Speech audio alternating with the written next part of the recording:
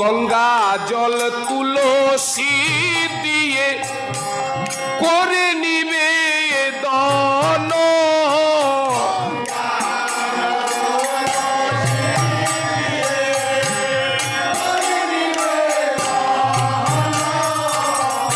আনন্দে ভোজন করে শ্রী শচীর নন্দন।